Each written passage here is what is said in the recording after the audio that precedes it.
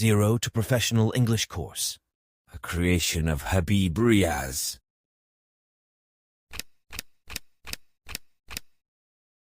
English text reading and understanding practice. Lesson number 4, Flying Together. For a better experience of the course, you should buy our book, Golden English, Intermediate Level 2, 0 to Professional English Guide, a golden gift for English learners. What is inside the book? This book is very beneficial for intermediate level students.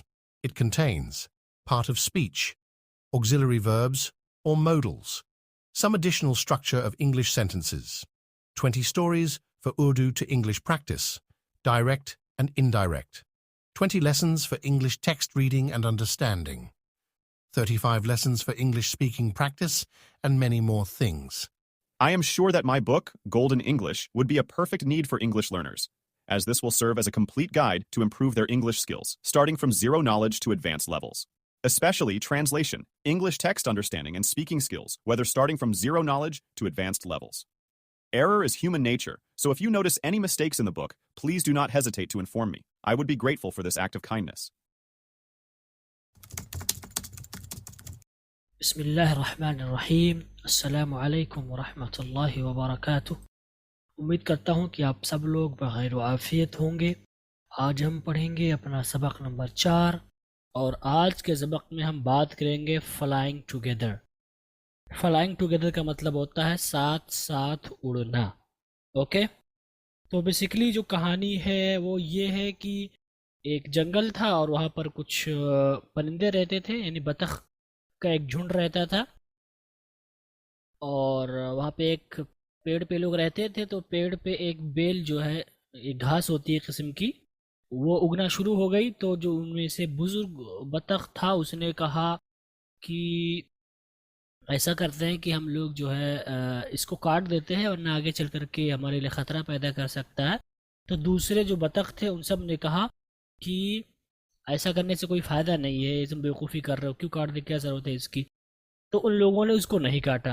अब आगे चल कर के क्या हुआ, आगे चल कर के ये हुआ कि ये जो घास उग रही थी, ये जो बेल थी, ये उगते उगते यानी बढ़ते बढ़ते बहुत मोटी हो गई और बहुत मजबूत हो गई। फिर कुछ एक दिन ये लोग कहीं पर गए हुए थे और घूमने फिरने या दाने की तलाश में, तो एक शिकारी आया और उसने जाल बिछा दी उसकी मदद से। ठीक, तो ये लोग उस पर यानी उसकी मदद से जाल इसने बिछा दिया शिकारी ने। तो फिर और जब लोग वापस आए तो उसमें फंस गए। तो अब सब परेशान थे, क्या किया जाए क्या किया जाए। तो जो बूढ़ा बतख था या जिसने कहा था कि इसको काट देते हैं, उसने कहा कि अब कोई फ़ायदा नहीं चिल्लाने का, जो हो गया वो हो गया, अब हमें सोचना चाहिए कि हम कैसे निकलें इस परेशानी से। तो उसने मशवरा दिया कि ऐसा करते हैं कि हम लोग जो है मर जाने का बहाना करते हैं, क्योंकि जो शिकारी होता है वो मरी हुई चीज़ों को या मरी हुई चिड़िया को नहीं लेता है।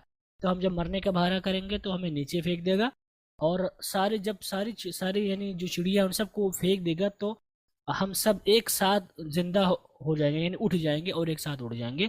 और उन लोगों ने ऐसा ही किया और इन्होंने अपनी जान बचाई। तो इस कहानी में इसी को लेकर के बातचीत की गई है।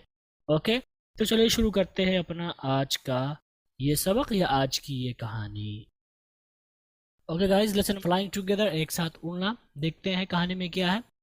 तो कहानी स्टार्ट होती है। What are some of the things your parents and teachers tell you to do on time? Get up in the morning, do your homework, pack your school bag. Okay, ये बस ऐसे ही जुमले मुतरज़ा के तौर पर ऐसे ही इसने यानी राइटर ने लिख दिया है, जिसका माना यह है कि what are some of the things, वो कौन से कुछ चीज़ें हैं, वो कौन सी कुछ चीज़ें हैं, your parents and your teachers, आपके असातिज़ा, आपके वालिदैन और आपके असातिज़ा, टेल यू कहते हैं आपसे।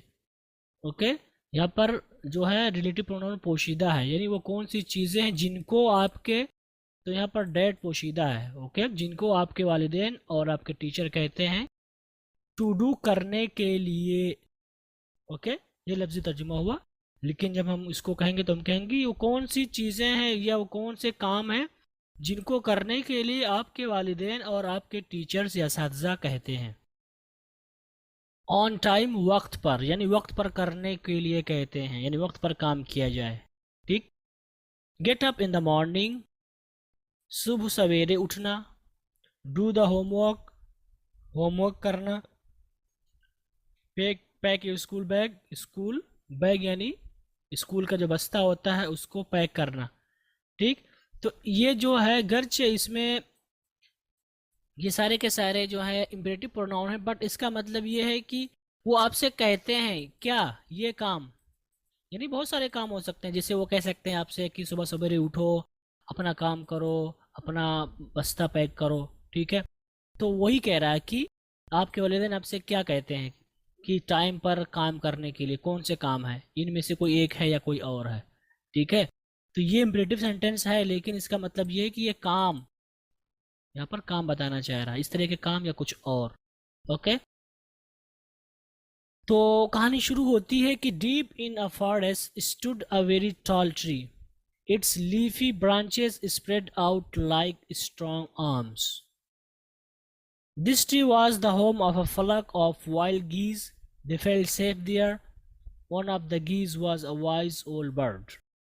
He noticed a small creeper at the foot of the tree. He spoke to other birds about it. Okay? तो ये पूरी कहानी है, यानी कहानी का हिस्सा है। तो deep in a forest, deep का मतलब होता है गहरा, इनका मतलब में फॉरेस्ट का मतलब जंगल। ओके। तो डीप इन अ फॉरेस्ट का मतलब होगा जंगल के गहराई में, यानी जंगल के अंदर या जंगल के बहुत अंदर। अगर आप गहरे का माना लाना चाहते हैं तो आप कहेंगे जंगल के बहुत अंदर, या आप कह सकते हैं जंगल के बीचों बीच में। तो बीच का मतलब वो बीच हो जाता है, बट इस तरह भी कर सकते हैं, बट ज़रूरत नहीं। जंगल के बहुत अंदर स्टूड अ स्मॉल ट्री, यहाँ पर स्टूड ये वर्ब है, या आप कह सकते हैं प्रेडिकेट का हिस्सा है। अ वेरी टॉल ट्री ये सब्जेक्ट है। ओके। असल में a very tall tree stood deep in a forest, लेकिन ये कहानी में इस तरह हम बदल देते हैं, थोड़ा सा स्ट्रक्चर हम बदल देते हैं, तो यहाँ पर वही है। अ वेरी टॉल ट्री कि एक बहुत लंबा दरख्त या पेड़, स्टूड खड़ा होना यानी था के माने में है। ठीक है। डीप इन अ फॉरेस्ट यानी कि किसी जंगल की गहराई में, यानी बहुत अंदर। ओके। तो यहाँ पर खड़े होने का माना है, लेकिन आप यहाँ पर खड़े होने का तर्जुमा नहीं करेंगे। तो आप क्या कहेंगे कि किसी जंगल में बहुत अंदर एक बहुत लंबा पेड़ था। ओके। जो कि खड़ा हुआ था, आप कहने की जरूरत नहीं है। It's leafy branches spread out like strong arms. So it's का मतलब उसका, लीफी का मतलब पत्तेदार, ब्रांच का मतलब होता है शाख, ब्रांचेस तो शाखें। ओके। स्प्रेड का मतलब होता है फैलना, फैलाना, और ये फर्स्ट सेकेंड थर्ड तीनों में सेम होता है। तो स्प्रेड आउट का मतलब फैले हुए होना। लाइक स्ट्रॉन्ग आर्म्स, लाइक का मतलब पसंद करना भी होता है, की तरह भी होता है। स्ट्रॉन्ग का मतलब मजबूत, आर्म्स का मतलब बाह। Okay. So it's leafy branches कि इसके जो पत्तेदार, इसकी जो पत्तेदार शाखें थी, स्प्रेड आउट वो फैली हुई थी, लाइक स्ट्रॉन्ग आर्म्स मजबूत बाहों की तरह। ओके। यानी ब्रांच जब फैलते हैं तो उसका जो हुलिया होता है वो बाह की तरह से हम बाह फैलाते हैं ना, तो वहीं पे कहना चाह रहे हैं। ठीक।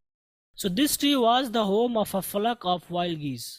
सो दिस ट्री वाज ये दरख्त था या ये पेड़ था, द होम घर, ऑफ अ फ्लक एक झुंड का, ऑफ वाइल्ड गीज जंगली बतख के झुंड। ओके।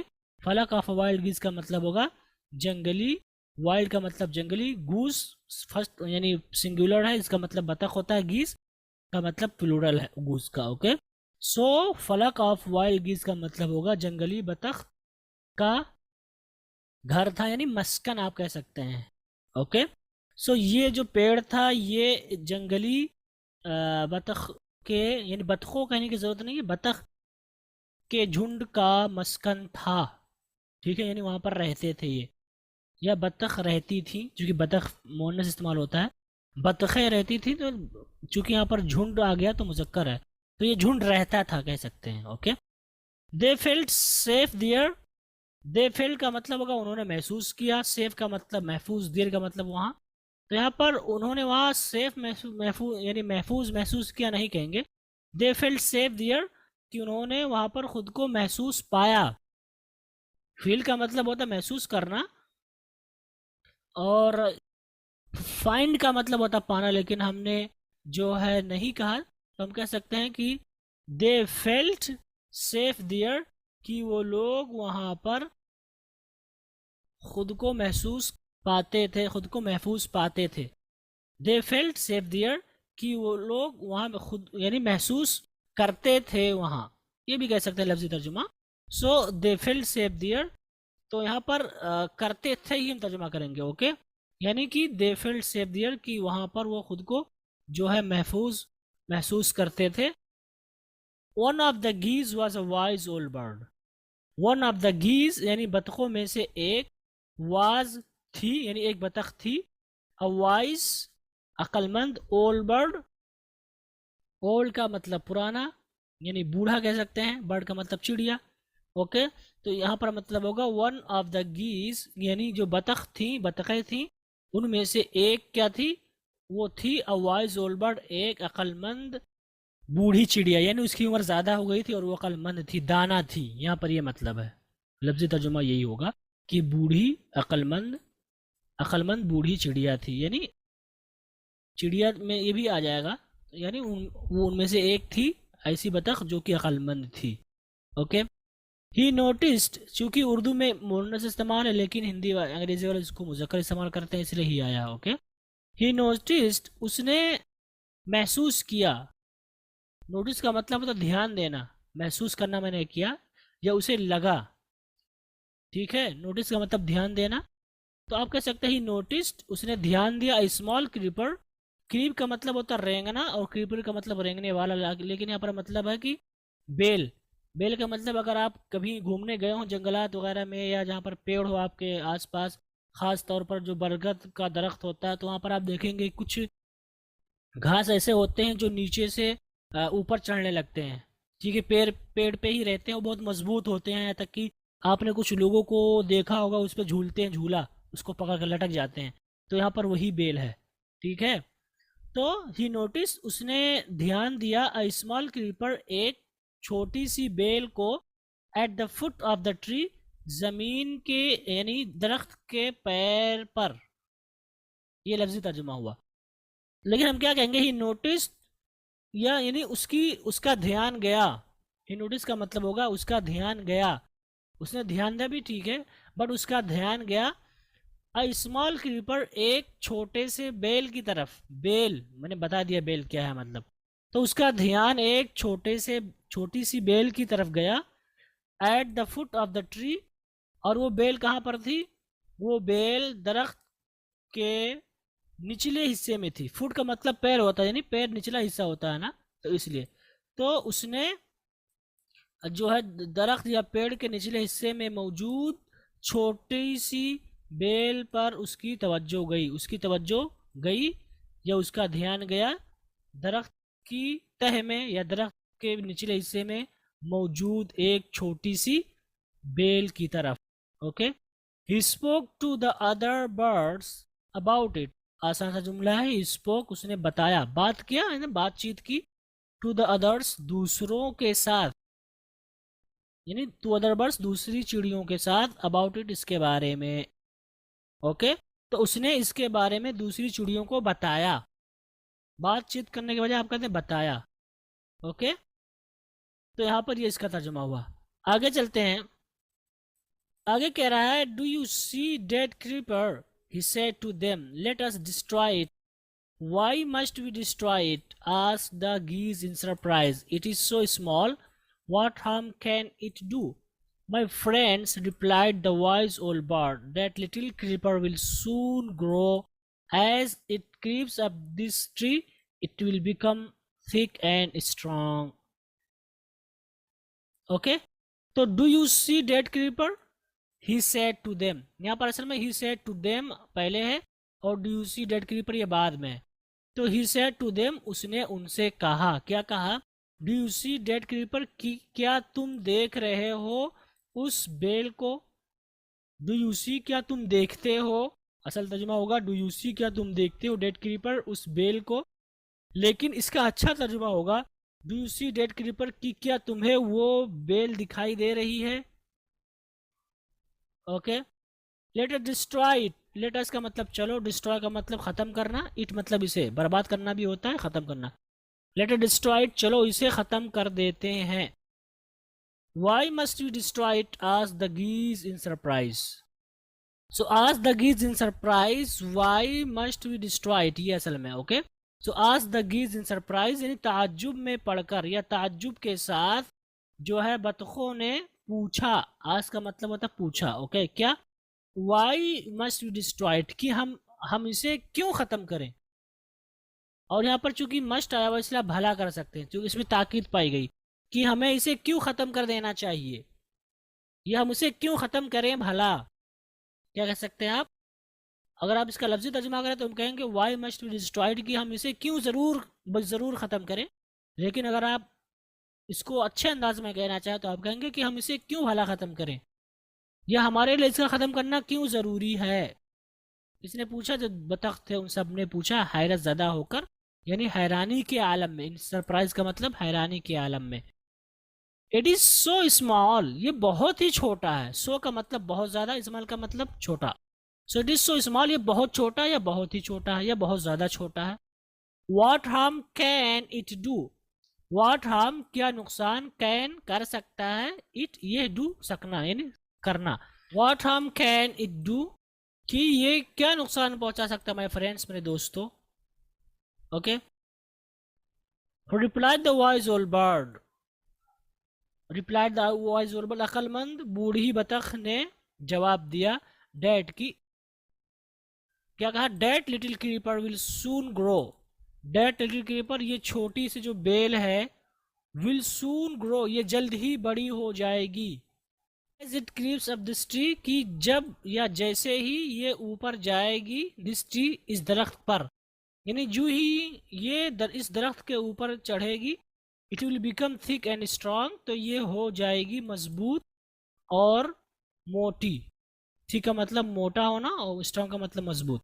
ओके, तो यानी जब ये ऊपर चढ़ेगी बेल दरख्त पर, ये मजबूत और मोटी होती चली जाएगी। ये तर्जुमा होगा कि जब ये पेड़ के ऊपर चढ़ेगी इसके, तब ये मोटी होती चली जाएगी। ओके, ये माना हुआ यहाँ पर। अब आगे चलते हैं। What of that? asked the geese. What harm can a creeper do us? Don't you see? replied the wise bird. With the help of that creeper, it will be possible for someone to climb this tree. A hunter can come up and kill us all. Okay? तो आगे हुआ कि what of that? What of that का लफ्जी तर्जुमा होगा what का मतलब क्या, of का मतलब का की के, डेट का मतलब उस वो। सो व्हाट ऑफ डेट का मतलब उसका क्या। ओके, व्हाट ऑफ डेट का मतलब उसका क्या। लेकिन इसका इस्तेमाल हम करते हैं जब हमें ऐसा लगता है कि सामने वाला कोई फालतू बात कर रहा हो, तो उस वक्त हम इसको बोलते हैं व्हाट ऑफ डेट, की क्या बकवास वाली बात है, क्या फालतू बात है। आज द गीस यानी जो बतखें थी उन सब ने पूछा। लेकिन यहाँ पर पूछने के बजाय अगर आप कह देते हैं कहा, तो बतखों ने कहा कि क्या बकवास वाली बात है, क्या फालतू बात है। What harm can a creeper do us? What harm क्या नुकसान, कैन सकना, a creeper यानी एक बेल, डू करना, अस हमें, यानी what harm can a creeper do us, कि एक क्रीपर यानी एक बेल हमें क्या नुकसान पहुंचा सकती है। एक बेल हमें क्या नुकसान पहुंचा सकती है। इसको हम ये भी कह सकते हैं कि एक बेल से हमें क्या नुकसान पहुंच सकता है, एक बेल से हमें क्या नुकसान पहुंच सकता है, ये भी आप कर सकते हैं। Okay, don't you see, reply the voice bird, replied the voice bird ये असल में है don't you see with the help, यानी ये पूरी बात इसने कही, ये बीच में आ गया है। ये ऐसे एक तरीका है, इस कहानी वगैरह में इस्तेमाल कर लेते हैं। असल में द वॉइस बर्ड रिप्लाइड, और उसके बाद ये सारी चीज़ें, ये वाला भी हिस्सा, ये वाला भी हिस्सा, ये वाला भी हिस्सा। Okay, so the voice bird replied, जो अक्लमंद चिड़िया थी उसने जवाब दिया। डोंट यू सी, क्या आप नहीं देखते हैं, या क्या तुम सब नहीं देखते हो, चूंकि मोनस थी तो तुम सब नहीं देखती हो। ओके, लेकिन इसका तर्जुमा हम करेंगे, क्या तुम सबको नहीं दिखाई दे रहा है? With the help of dead creeper, with the help की मदद से, ऑफ की डेड का मतलब, वो क्रीपर का मतलब बेल, so with the help of dead creeper, उस क्रीपर की मदद से, it will be possible for someone, कि ये मुमकिन हो जाएगा किसी के लिए, टू क्लाइम दिस ट्री, इस जो है पेड़ पर चढ़ना। Okay, so it will be possible, इसको आपने पढ़ा था और स्टेकिंग में मैंने बताया था इट विल बी बैड या it will be not good to talk to him, यदि उससे बात करना अच्छा नहीं होगा। ठीक है, तो हमने आपको वहाँ पर बताया था कि अगर ऑब्जेक्ट हो तो आप यहाँ पर आईएनजी लगा सकते हैं। Climbing this tree will be possible for someone, इस तरह भी आप कर सकते हैं।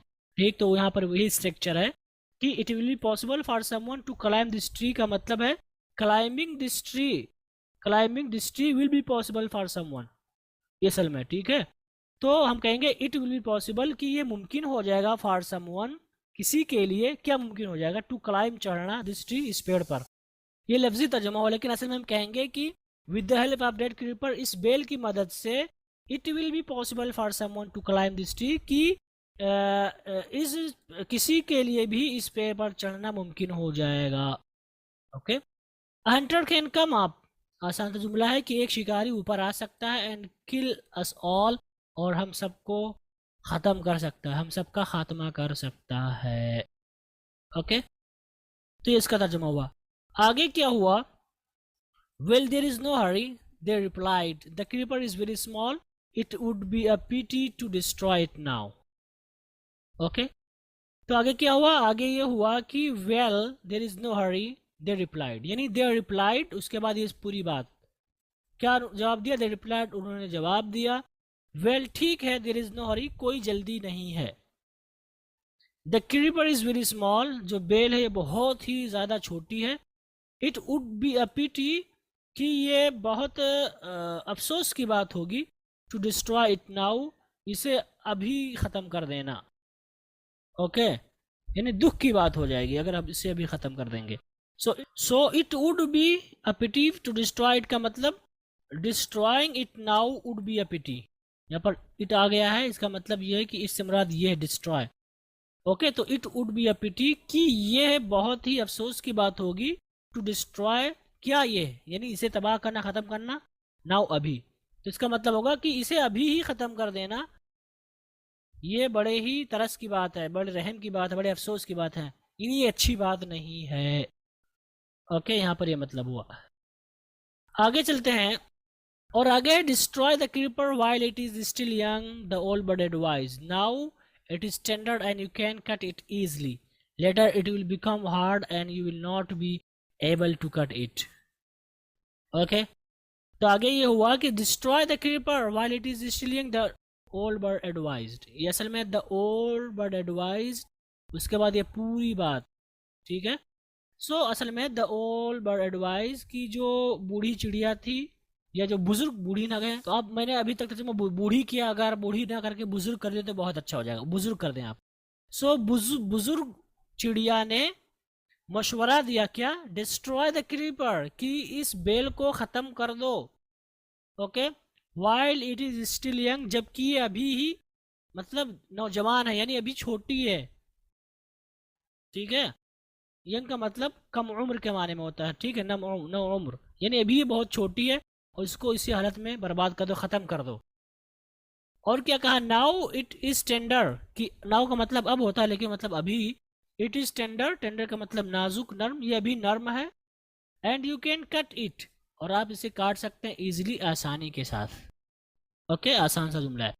लेटर, आगे चल करके या बाद में, इट विल बिकम हार्ड, ये सख्त हो जाएगी।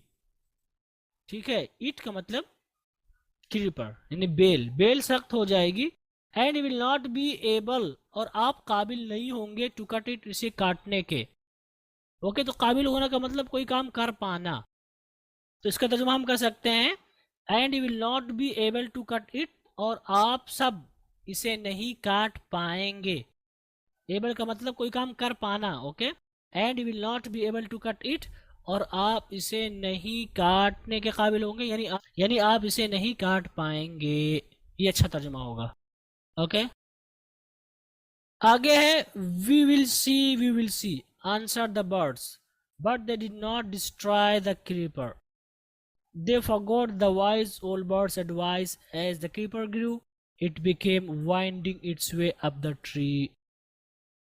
Okay, तो we will see हम देखेंगे, हम देखेंगे। Answered the birds, चिड़ियों ने जवाब दिया। तो यहाँ पर इसका तर्जुमा मैंने किया हम देखेंगे, हम देखेंगे, लेकिन अच्छा तर्जुमा होगा देखा जाएगा, देखा जाएगा। गर्चे लफ्जी तर्जुमा होगा हम देखेंगे, बिल्कुल सही है, लेकिन जो कहानी चल रही है, जो उर्दू में हम इसको कन्वर्ट करेंगे तो हम कहेंगे देखा जाएगा, देखा जाएगा। आंसर द बर्ड्स, चिड़ियों ने जवाब दिया। Okay, but they did not destroy the creeper. But का मतलब लेकिन। ओके, लेकिन यहाँ पर जो बट इस्तेमाल किया है इसका माना होगा एंड, चूंकि यहाँ पर लेकिन का तर्जुमा कोई बैठ नहीं रहा है इसके बिलमुकाबिल, यानी जो बात चल रही है उसमें यानी देखा जाएगा, इसमें ये चीज़ मतलब बट लेकिन बर्बाद नहीं किया नहीं होगा। ठीक है, उन्होंने जवाब दिया देखा जाएगा, देखा जाएगा, और यहाँ ज़्यादा अच्छा लग रहा है, लेकिन कह सकते हैं लेकिन, बट और कर दे तो ज़्यादा अच्छा होगा। एंड दे डिड नॉट, ठीक है, तो ज़्यादा अच्छा होगा। So they did not destroy the creeper, आसान सा जुमला है कि उन्होंने इस बेल को ख़त्म नहीं किया, आसान सा जुमला है। Okay, they forgot the wise old birds advice. They forgot, वो लोग भूल गए, द वाइज ओल्ड बर्ड्स, अक्लमंद बुजुर्ग चिड़िया की, एडवाइस सलाह या उसका मशवरा। ओके, तो लफ्जी तर्जुमा होगा वो लोग भूल गई, चूंकि मुअन्नस है। क्या चीज़ भूल गई? बुजुर्ग, अक्लमंद या हकीम या दाना चिड़िया के मशवरे को। यह आपका लफ्जी तर्जुमा हुआ, लेकिन अच्छा तर्जुमा होगा दे फॉरगॉट, उन्होंने भुला दिया। क्या चीज़ भुला दिया? जो बुजुर्ग दाना चिड़िया का जो मशवरा था उसको उन्होंने भुला दिया। ओके, एज द क्रीपर ग्रू, कि जब बेल बड़ी हो गई, it began winding its way, it began इसने शुरू कर दिया। वाइंड अप का मतलब होता है, वाइंड अप द वे का मतलब होता है रास्ता बनाना, वाइंड अप का मतलब रास्ता बनाना। सो वाइंडिंग इट्स वे, अपना रास्ता बनाने लगी, अप द ट्री, जमीन के ऊपर। Okay, so as the creeper grew, की जब जो है बेल बड़ी हो गई, लेकिन अच्छा तर्जुमा होगा जू जू बड़ी होती गई। अच्छा तर्जुमा होगा एज द क्रीपर ग्रू, की जू जू ये जो बेल है ये बड़ी होती गई। It began winding its way up the tree, ये लगी अपना रास्ता बनाने दरख्त के ऊपर। Okay, so as the creeper grew, की जू जू बेल बढ़ती गई, it began winding its way up the tree, ये अपना रास्ता दरख्त के ऊपर बनाती गई। ये भी तर्जुमा हो सकता है, लेकिन इसका तर्जुमा आप ये भी कह सकते हैं एज द क्रीपर ग्रू, जब ये बेल बड़ी हुई या बड़ी हो गई। It began winding it's up the tree, तो इसने अपना रास्ता दरख्त के ऊपर बनाना शुरू कर दिया, या ये अपना रास्ता ऊपर बनाने लगी। ये भी आप कर सकते हैं, दोनों कर सकते हैं। ओके, तो ये हमारा तर्जुमा हुआ इस पैराग्राफ का। ओके, आगे चलते हैं। आगे है stronger and stronger it became until it was as strong as a thick rope. One morning, when the geese had gone out in search of food, a hunter came to the forest. So this is where the wild geese live, he said to himself. When they come back in the evening, I shall catch them. Okay,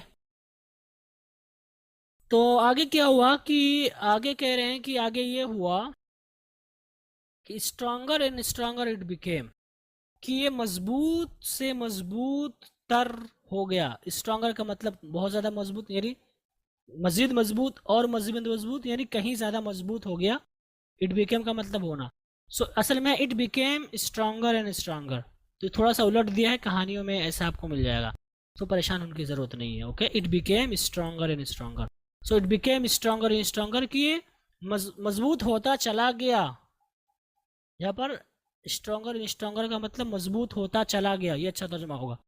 कि मजबूत तर हो गया, ये अच्छा तर्जुमा नहीं हो रहा है यहाँ पर। तर्जुमा तो यही है मजबूत और मजबूत हो गया, लेकिन ये जो कॉन्टेक्स्ट इस्तेमाल किया है राइटर ने, जो स्ट्रक्चर इस्तेमाल किया है, इसका अच्छा तर्जुमा यही होगा कि मजबूत से मजबूत होता गया, यानी होती गई, क्योंकि बेल मुन्नस है, बेल, अब इसको बैल नहीं पढ़ेंगे, बेल। Okay, until it was as strong as a thick rope। So यानी ये मजबूत से मजबूत होती चली गई यहाँ तक कि इट वाज एज स्ट्रांग, कि ये उतनी ही मजबूत हो गई एज अ थिक रोप, जितनी की मजबूत रस्सी, जितनी की मोटी रस्सी। ये लफ्जी तर्जुमा हुआ। लेकिन इसका तर्जुमा हम उर्दू में कैसे करेंगे कि ये बिल्कुल मोटी रस्सी जैसी मजबूत हो गई। वाज का मतलब था होता है, लेकिन यहाँ पर मतलब होगा बिकम, होने के माने में इसको लेंगे। ओके, यानी ये मजबूत होती गई यहाँ तक कि वो बिल्कुल मोटी रस्सी की तरह मजबूत हो गई। ठीक है, ये इस लाइन का तर्जुमा हुआ। लेकिन लफ्जी तर्जुमा होगा यहाँ तक कि ये मजबूत हो गई बिल्कुल मोटी रस्सी की तरह, मजबूत थी, ये लफ्जी तर्जुमा हो रहा है। बट यहाँ पर हो गई के माने में करेंगे, बिकेम के माने में। Okay, one morning when the geese had gone out in search of food. One morning, एक सुबह, व्हेन जब, द गीज हैड गॉन, जो बतखें थी या बतख थी वो गई हुई थी, आउट बाहर, किस लिए, इन सर्च ऑफ फूड, खाने की तलाश में।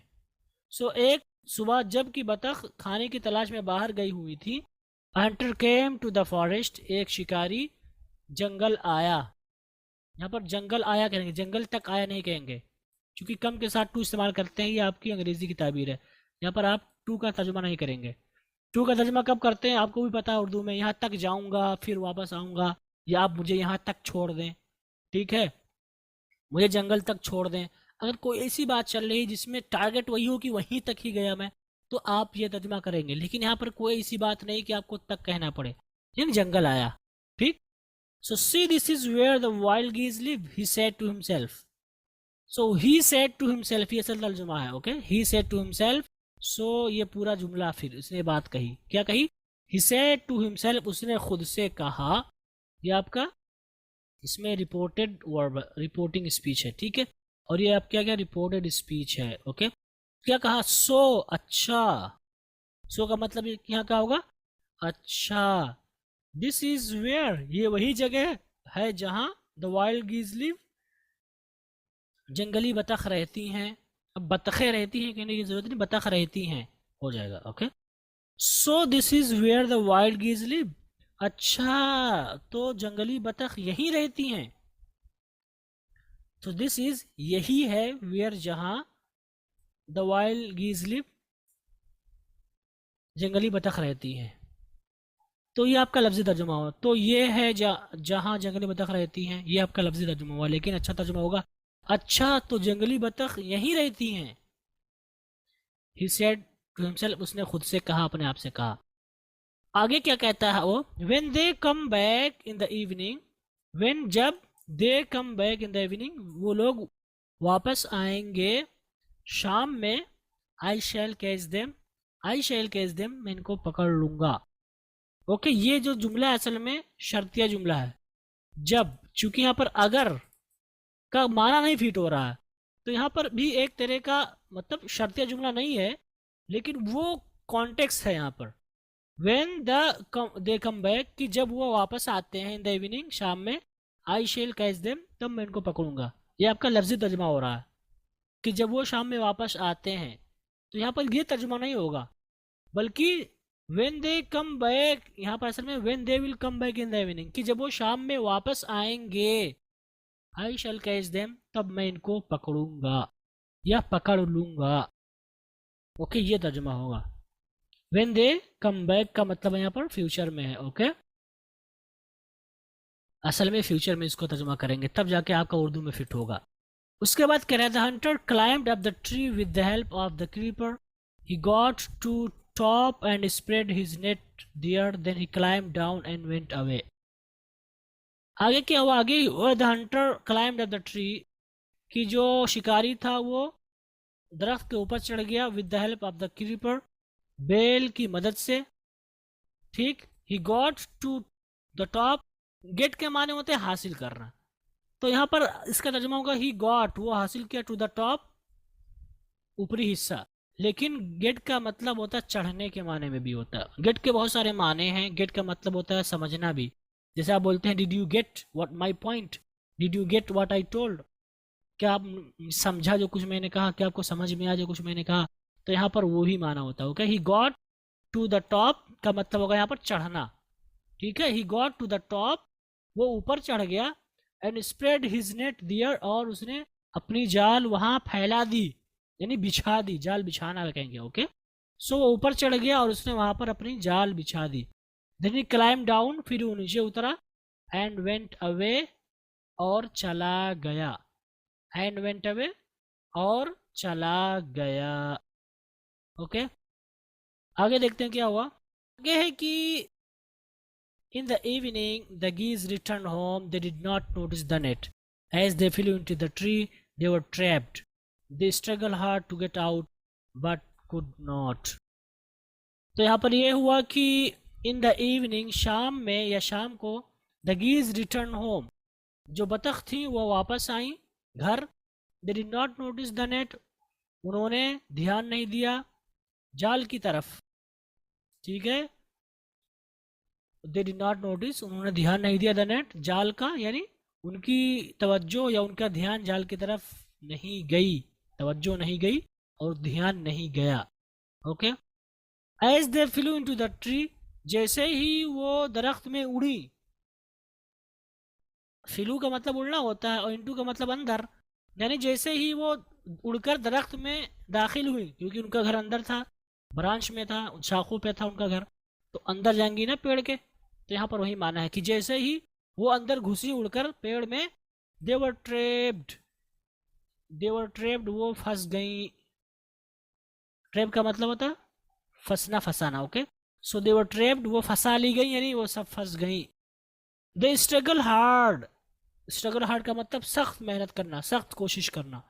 आसान सा जुमला है, दे स्ट्रगल हार्ड, उन्होंने सख्त मेहनत की, कोशिश की, किस लिए, टू गेट आउट, बाहर निकलने के लिए, but could not get out. यहाँ पर कुड नॉट का मतलब नहीं कर सकी, बट कुड नॉट, लेकिन नहीं कर सकी, यानी लेकिन वो बाहर नहीं आ सकी।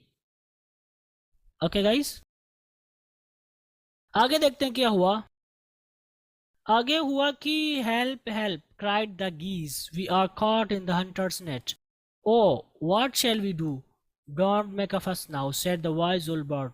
Long ago I told you to destroy the creeper, but you did not. Now see what has happened. Tomorrow morning the hunter will come back and kill us all. Okay? तो help help cried the geese. Cried the geese help है असल में, okay. और उसके बाद cried the geese ये भी कहा, we are caught, ये भी उन्होंने कहा था, ओके। So help help, मदद करो मदद करो, cried the geese, बतख चिल्लाई। वी आर कॉट, कैच का मतलब होता है पकड़ना, ये पैसिव वॉइस है। वी आर कॉट, हम पकड़ लिए गए हैं, या हमें पकड़ लिया गया है। इन द हंटर्स नेट, शिकारी की जाल में, यह आपका लफ्ज़ी तर्जुमा हुआ। लेकिन हम कहेंगे कि हम शिकारी के जाल में पकड़ लिए गए हैं, या शिकारी के जाल में फंस चुके हैं। यहाँ पर वी आर कॉट लिए जाते हैं, प्रेजेंट का है, लेकिन ये आपकी ताबीर है अंग्रेजी में। उर्दू में इसका तर्जुमा हम परफेक्ट में करेंगे। वी आर कॉट, हम जो है पकड़ लिए गए हैं, इन द हंटर्स नेट, यानी शिकारी की जाल में। Oh what shall we do, don't make a fuss now, said the wise old bird. ये जो जुमला है यहाँ तक ये चिल्ला रही थी, बाकी आगे की जो पूरी बात है ये said the wise old bird, ये आगे है। Okay, so what shall we do, नहीं यहाँ पर, यहाँ oh oh, what shall you do, अरे व्हाट शैल वी डू, हम क्या करें। यहाँ तक ये पूरी बात इन चिड़िया चिल्ला रही थी, अब ये पूरी बात इसकी है, ठीक है। So said the wise old bird, कि जो है बुजुर्ग अक्लमंद चिड़िया ने कहा, क्या कहा, don't make a fuss now, अब जो है दिमाग की दही मत करो, तमाशा मत बनाओ। मेक अ फस का मतलब होता है हंगामा करना बिला किसी वजह के, ठीक है। इसी तरह से मेक अ फस का मतलब होता है बात का बतंगड़ बनाना, यानी बात कुछ ना हो और ऐसे बोलते जाओ। तो यहाँ पर मैंने कर दिया दिमाग की दही करना, यानी हंगामा मत करो, दिमाग खराब मत करो, ऑलरेडी हम परेशान हैं। ठीक है। और क्या कहा, लॉन्ग अगो, बहुत पहले। लॉन्ग का मतलब लंबा, अगो का मतलब पहले। सो लॉन्ग अगो का मतलब बहुत पहले। आई टोल्ड यू, मैंने तुमसे कहा था, यानी तुम सब से कहा था। यू ऑल यहाँ पर पोशीदा है, चूंकि गीज है, प्लूरल है, तो यहाँ पर आई टोल्ड यू, मैंने तुम सब से कहा था। क्या? टू डिस्ट्रॉय द क्रीपर, बेल को खत्म करने के लिए कहा था। ओके, तो बहुत पहले ही मैंने तुम सबसे बेल को खत्म करने के लिए कहा था। बट यू डिड नॉट, यानी you did not destroy the creeper, यहाँ पर पोशीदा है। बट यू डिड नॉट, लेकिन तुम सबने नहीं किया, यानी तुम सबने इसको खत्म नहीं किया। नाउ सी, अब देखो, व्हाट हैज हैपेंड, क्या हो गया है। हैपन का मतलब वाकई होना, यानी क्या हो गया। ओके, नाउ सी, अब देखो, व्हाट हैज हैपेंड, क्या हो गया है। तो असल में है व्हाट हैज हैपेंड, ये सवालिया जुमला हट गया। इसकी वजह ये है कि सवालिया जुमला और यही सब्जेक्ट बन रहा है, और इस यहाँ पर ये वर्ब है। ओके, टुमारो मॉर्निंग, कल सुबह, द हंटर विल कम, शिकारी आएगा, बैक वापस, and kill of us all, और हम सबको ख़त्म कर देगा। ये आसान सा जुमला है। तो ये इस पैराग्राफ का तर्जुमा है। उम्मीद करता हूँ कि ये समझ में आया होगा। आगे क्या हुआ, we were foolish, wept the birds, we are very sorry, we did not listen to you, please tell us what to do. आसान सा जुमला है। वी वर फूलिश, कि हम लोग बेवकूफ़ थे, हम लोग अहमक थे। वेप द बर्ड्स, चिड़िया रोई। ओके, वेप द बर्ड्स, चिड़िया रोई। वी वर फूलिश, हम लोग अहमक थे, यानी चिड़िया रोई। ये आपका लफ्जी तर्जुमा हुआ, लेकिन इसका तर्जुमा हम कैसे करेंगे अच्छे अंदाज में। द बर्ड्स वेप, कि चिड़ियों ने रोकर कहा। ये अच्छा तर्जुमा होगा कॉन्टेक्स्ट के हिसाब से, वरना चिड़िया रोई और कहा भी आप कह सकते हैं, यानी चिड़ियों ने रोकर कहा या रोते हुए कहा। वी वर फूलिश, कि हम लोग बेवकूफ़ थे। We are very sorry, we are very sorry का मतलब हमें बहुत अफसोस है, लेकिन ये लफ्जी तर्जुमा हुआ वी आर सॉरी। हम कहेंगे कि हमें माफ़ करें, ठीक है, हमें बहुत अफसोस है, ये भी कर सकते हैं, और हमें माफ़ करें। We did not listen to you, we did not listen आसान जुमला है कि हमने आपको नहीं सुना, यानी हमने आपकी बात नहीं सुनी। ये आपका लफ्जी तर्जुमा हुआ वी डिड नॉट लिसन, हमने नहीं सुना, टू यू, आपको, यानी हमने आपकी बात नहीं सुनी। ये आपका लफ्जी तर्जुमा हुआ। लेकिन अच्छा तर्जुमा होगा कि हमें माफ़ करें, हमने आपकी बात नहीं मानी। यहाँ पर ये अच्छा तर्जुमा हो जा रहा, हमने आपकी बात नहीं मानी, लेकिन लफ्जी तर्जुमा भी कर सकते हैं नहीं सुनी। Please tell us what to do now, या what to do. Please tell us, please हमें बताओ, व्हाट टू डू, कि अब क्या करें। व्हाट टू डू, क्या करें। प्लीज टेल अस, हमें बताओ।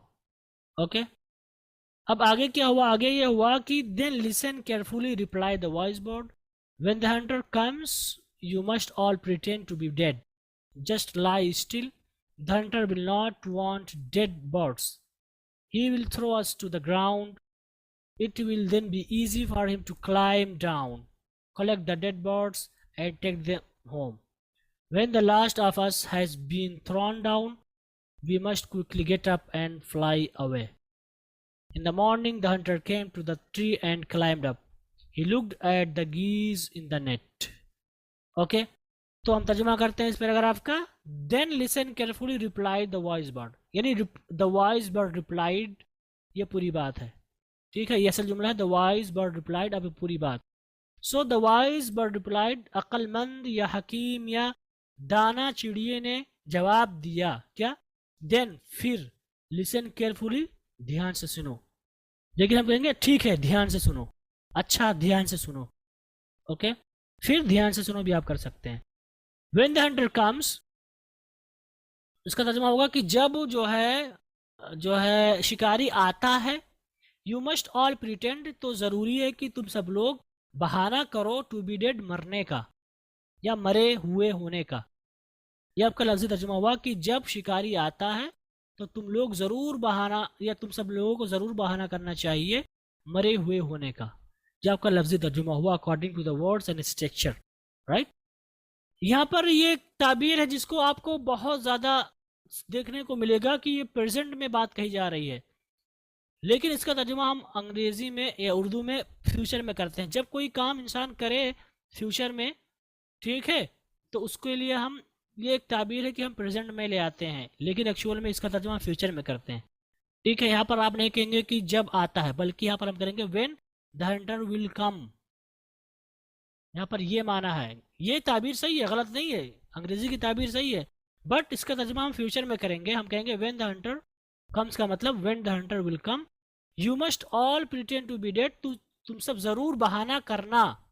यहाँ पर चाहिए के माना भी हम नहीं करेंगे, करना चाहिए नहीं करेंगे, बल्कि तुम जरूर बहाना करना टू बी डेड, मरे हुए होने का।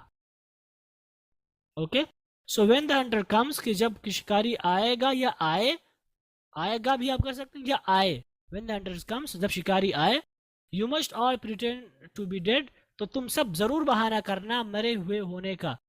प्रिटेंड का मतलब बहाना करना, टू बी डेड मरा हुआ होना। ओके, जस्ट लाई स्टिल, ये जस्ट का मतलब सिर्फ, लाई का मतलब पड़े रहना, स्टिल का मतलब साकित बिला किसी हरकत के।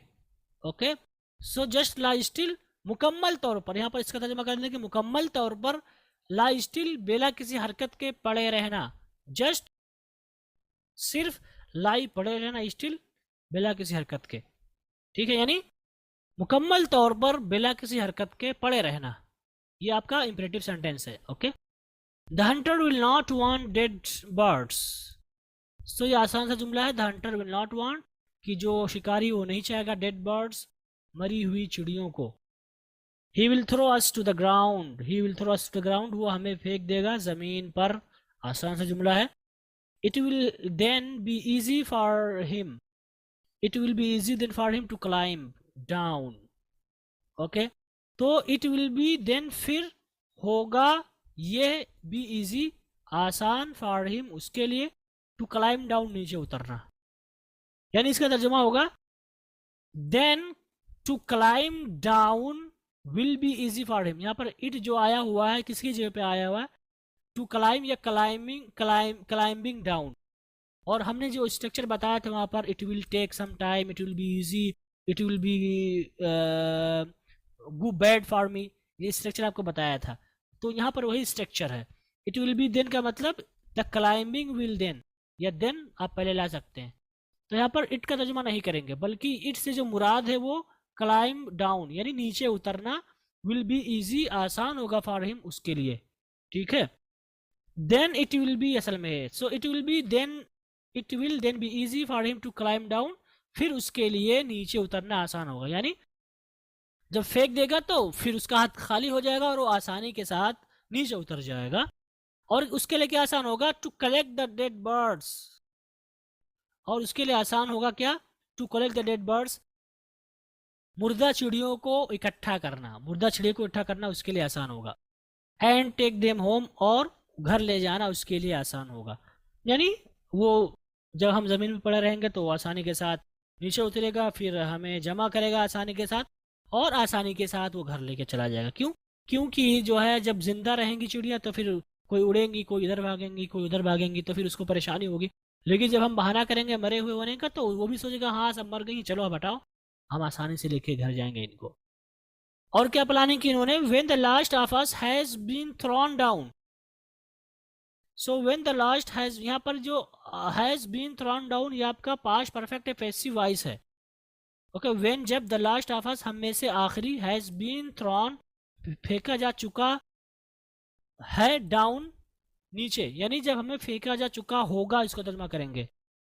देखिए यहाँ पर भी प्रेजेंट में आया हुआ, लेकिन इसका तर्जुमा हम पास्ट यानी फ्यूचर में करेंगे। When the last of has been thrown down कि जब हम में से सबसे आखिर को फेंक दिया जाएगा नीचे, we must quickly get up and fly away, so हम जरूर जल्दी से उठेंगे, and fly away, and must fly away, और हम उड़कर चले जाएंगे। फ्लाई का मतलब उड़ना, अवे का मतलब दूर, यानी उड़कर चला जाना।